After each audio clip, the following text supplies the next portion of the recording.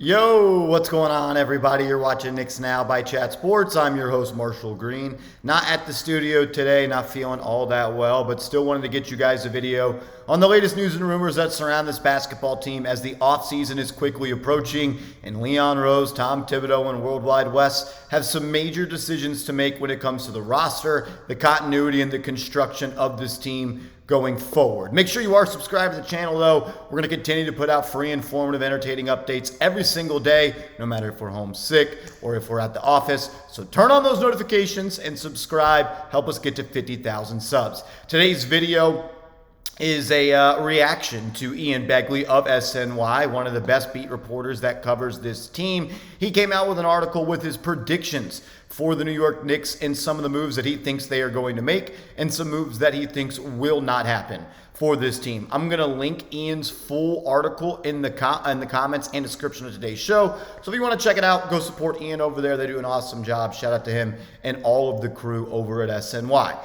He talked about Tom Thibodeau, OG Anunoby, Jalen Brunson, and Julius Randle. Let's start with Tom Thibodeau. As we know, Thibodeau is looking for a contract extension. He absolutely deserves it. What he's been able to do as the head coach for the New York Knicks should not be taken lightly.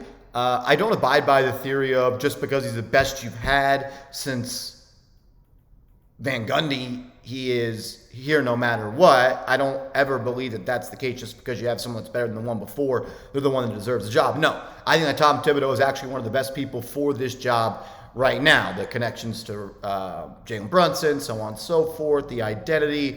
Really, he is a part of this team just as much as anybody else, and he's looking for a contract extension, and he should get one. And I think it's going to happen, as does Begley. This is what he says, quote, "My prediction for Thibodeau is that he gets 2 guaranteed years on his extension. Any year beyond 2 will be at the team option, I think. This would extend Thibodeau through the 26-27 season. I'm not sure where the money will end up, but it's reasonable to expect it to land above Brown's reported offer." That was about $10 million per year for Mike Brown, as he has signed an extension with the Sacramento Kings. But I think Tibbs is going to be looking to get paid at the bare minimum of what Monty Williams got from the Detroit Pistons. He signed a massive deal, and then Ty Lue just signed it with the Clippers, a 5-year, $70 million extension. And if I'm Tom Thibodeau, I'm looking at that saying, I've done more for the Knicks than what Ty Lue has done for the Clippers. I know Lue has a championship in his resume. Shout out to LeBron James and Kyrie Irving. But for what I have done in Tom Thibodeau with the New York Knicks is better than what Ty Lue has done, and I think I deserve more. So I think a Thibodeau extension is going to come.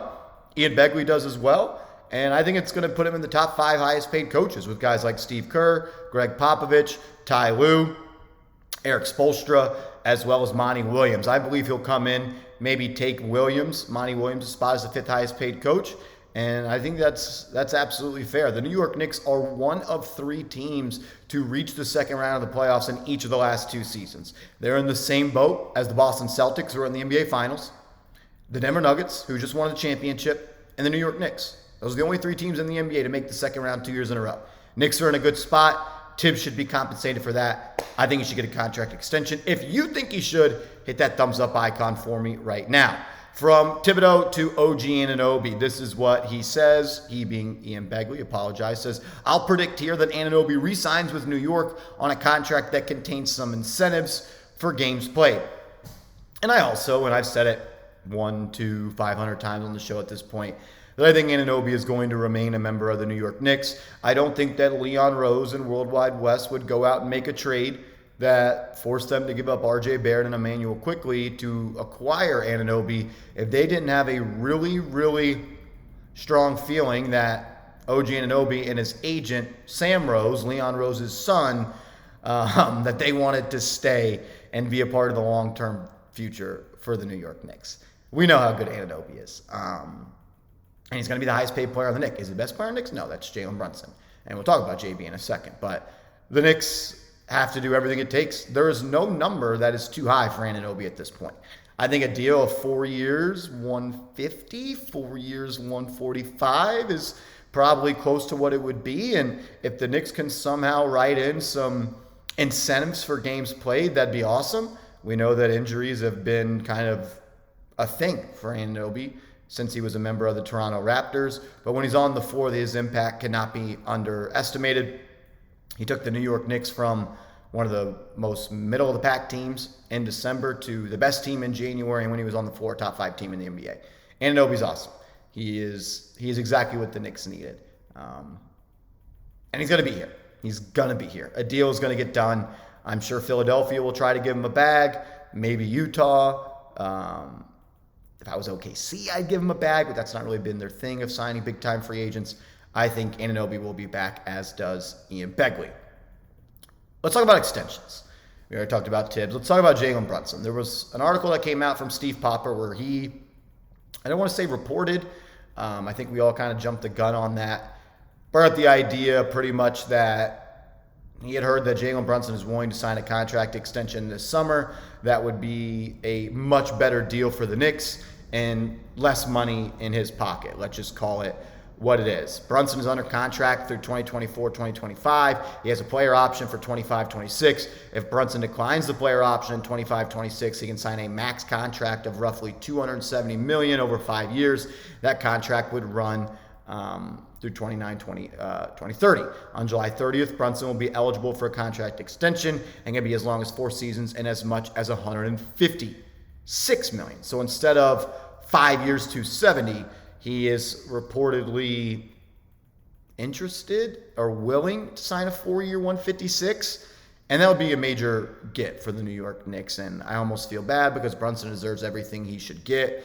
But, man, that's just the type of person he is, and I'm not going to be shocked if he does. And if he does it, you know what? I'm not going to be mad either, and I don't think anybody should be. Ian Begley says this: my prediction here is that the Knicks will have a good chance to come to terms with Brunson on an extension starting July 13th. I don't want to predict whether a deal will ultimately get done, but I feel comfortable predicting that the Knicks will have a strong opportunity to get a deal done. So there's that. He predicts that the Knicks have a strong opportunity to get it done. I don't know if it will be done or if it should be done. It should be done if he will get it done. Jalen Brunson's going to be a Knick. I think he's going to retire a Knick. I don't think he'll ever wear another jersey, and I don't think anybody else will ever wear a number 11 for the New York Knicks. He's our guy for a long, long time. Hopefully he can stay healthy. He was at Philadelphia Eagles practice today, and that made me want to throw up a little bit. So, Jalen, I love you, but I hate that you're an Eagles fan. Fix it, please. We need it. There's also talks of Julius Randle getting a contract extension this offseason. That one, like Ian, I'm not so sure is going to happen, or should it happen? This is what Begley said. I think Randle will bounce back well from his shoulder surgery and have another strong season in 2024-25. He is eligible for an extension in early August. My prediction on that is he and the Knicks will be unable to come to an agreement on an extension in August. I don't think the New York Knicks should go out and rush to get a Randle deal done. And not because he's not worthy of it, but more so, let's see how he looks after the shoulder surgery. And let's see if he can play a full season. Let's see if he can play in the playoffs. Let's see if he could be a big dog in the playoffs. We all know the long history of Randle in the playoffs, but it's 2 years in a row now. Randle has had significant injuries happen, and it's caused him to A, not play in the postseason, or B, play at less than 80% healthy, therefore causing him not to be good. The Knicks are better with Julius Randle on the court. The Knicks with Randle, Brunson, and Anunoby playing were 11-1. They beat teams by an average of 18-plus points per game. They were the number 1 defense, number 1 offense, number 1 rebounding team. They were the best in the league. Small sample size, but enough data to at least take away that trio can have success at a regular season level going forward. But I'm not going and giving Julius Randle a contract extension just yet. 2 years in a row, he's pretty much had season-ending injuries. He's had off-season surgery 2 times in a row, major injuries as well. Freak injuries, no doubt about it. Not saying Julius Randle is not durable, but the facts are the facts. Two injuries that he had off-season surgery that caused him to miss time. Let's just see him bounce back, which I think he will. But I don't think there's any need to just go out and pay him right now unless you think that you can get him at a much lower number now compared to what you can get him 12 months from now. But I wouldn't do it, and it sounds like Begley doesn't think it will happen. My lone question to the real ones today is this. What is one bold prediction that you have for the New York Knicks going into next season. I want to hear from you. One bold prediction. Let me know. I don't know how bold this is, but whatever the reason may be, my prediction is going to be Bojan Bogdanovic is not on this team next year. $19 million for Bojan Bogdanovic to come off the bench. If you do bring back Anunoby and you do bring back Hartenstein at the reported numbers, the New York Knicks are going to be handcuffing themselves, as they will be an apron team and most likely a second apron team. And if you are a second apron team, you have some strong restrictions when it comes to trying to make moves. For example, if you're trying to trade for a player, let's say Giannis, and he's making $40 million, whatever it is, just easy numbers here, not saying it's right or wrong. For the Knicks to trade for Giannis, if they're a second apron team, it has to be a 1-for-1 trade. And you can't be taking back more money than you're giving up. Meaning you can't say, oh, well, Bojan makes 20 and Randle makes 25. We'll do that. No. It has to be a 1-for-1. No aggregating players in a trade if you're a second apron team. And your future first round pick 7 years down the line gets frozen. So it limits the amount of first round picks you can get. I say all that to say, I don't think Bojan's going to be here, whether he's traded, whether he is doesn't have his team option picked up, and it's just a $2 million salary. My camera's out of focus, so I'm going to try to fix that for you guys. Looks like it's not going to get fixed. We're coming to the end of the video, so if you're with me at this point, appreciate y'all. It's been a rough day for the kid. But my prediction is no Bojan. I think it just handcuffs the team. Too much money for him, especially if you want to bring back Anunoby and Hartenstein. So my prediction, Bojan Bogdanovic is not on this team next year. Give me your bold prediction in the comments section. Appreciate you guys for tuning in. We'll be back tomorrow. Let's go Knicks.